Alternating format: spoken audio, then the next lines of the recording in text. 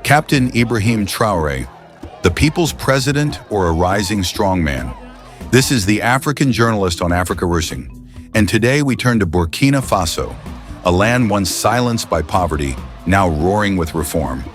Just a few weeks after Captain Ibrahim Traoré reduced the salaries of government officials, made university education free, provided monthly allowances for students, and equipped the nation with over 5,000 agricultural machines, he has once again shocked the continent, increasing the budget for the less privileged by 30%.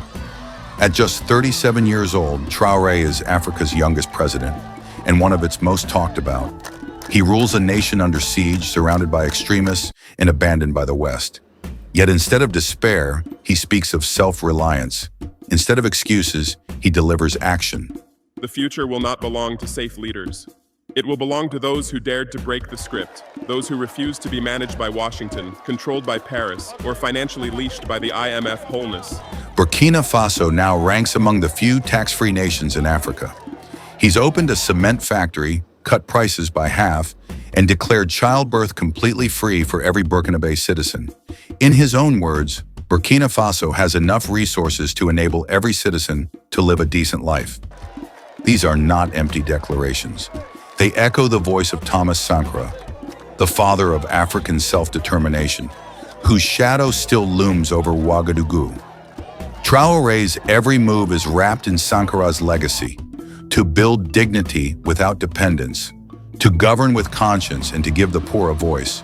From cutting government excess to investing in youth and agriculture, Traoré has built his image as the soldier who serves, not the one who takes.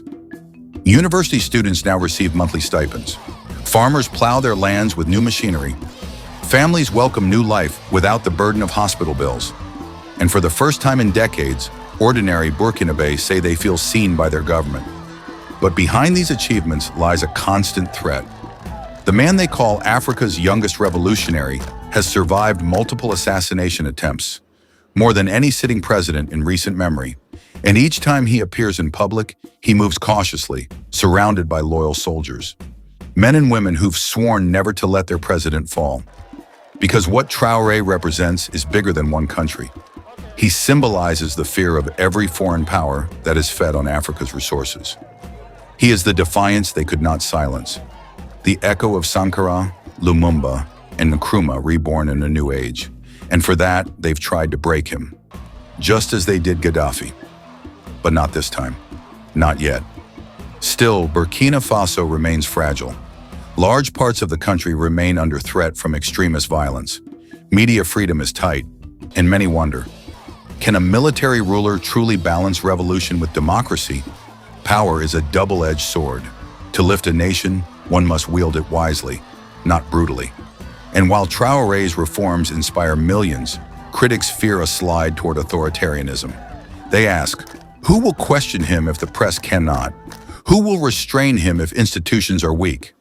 The line between savior and strongman is thin, and history rarely forgives when that line is crossed. Yet for the people, the farmers, the mothers, the youth, Traoré's leadership feels real. He has given them dignity where despair once lived. A student in Bobo Dioulasso says, "For the first time, we feel government money in our hands." A mother in Ouagadougou whispers, "I gave birth, and for once, I paid nothing." Hope is visible, tangible, and loud, and in that hope lies both his strength and his greatest test. Burkina Faso today stands as a mirror for Africa, a mirror that asks, what if we governed for the people, not the donors? What if leadership meant sacrifice, not privilege? What if sovereignty meant self-belief, not subservience? Traoré's Burkina Faso is a reminder that the destiny of a nation begins when its leaders stop waiting for permission to act. Though he sent away the French troops and stopped France from exploiting Burkina Faso's golden land, Captain Ibrahim Traoré is not done rebuilding. He is buying new buses for schools and public transport.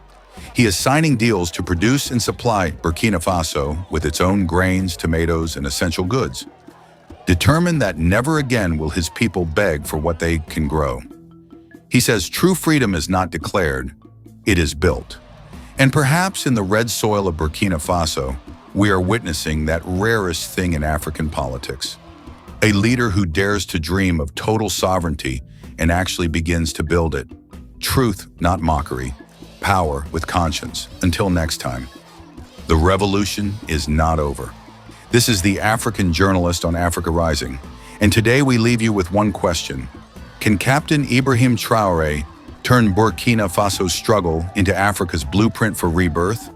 Or will the fire that fuels him burn too bright to last? Until next time, truth, not mockery, power with conscience.